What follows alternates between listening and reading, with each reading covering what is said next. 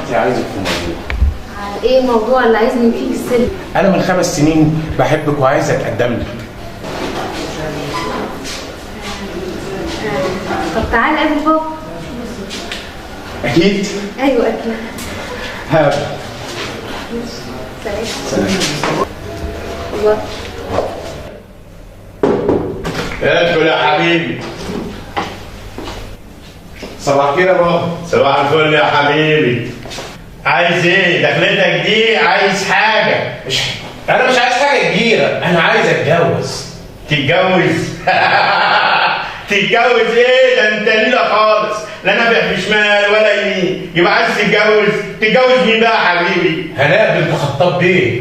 هناء؟ ايوه. ما لقيتش الا هناء بنت خطاب باشا، حرام عليك، احنا مش قديهم.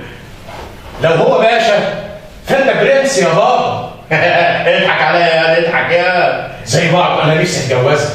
خلاص هجوزك البنت اللي انت عايزها. يا بخت من وفر رصيد في الحلال يا بابا. على خيرة الله، انا كده راح اكلم الراجل وربنا يعمل الخير يا رب. وانا بعد منها الشله الفسدانه دي هسيبها واشوف شله شيك جميل. اياك ما يكونش كلام، لا. انا عايز حقيقه يا ابني. حقيقه يا بابا. ماشي يا حبيبي، على خيرة شكرين يا بابا.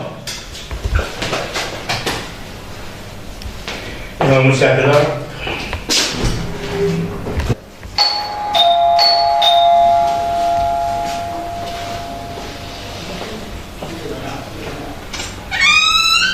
ازيك يا بابي؟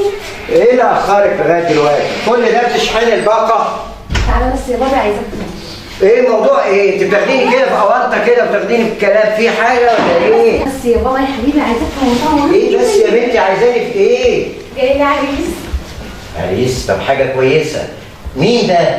ضياء ابن عم عزيز. يا نهار اسود، ضياء؟ وما لقيتيش الا ده اللي تحبيه وتفكري فيه؟ ماله بس يا بابا ضياء؟ ازاي يا بنتي؟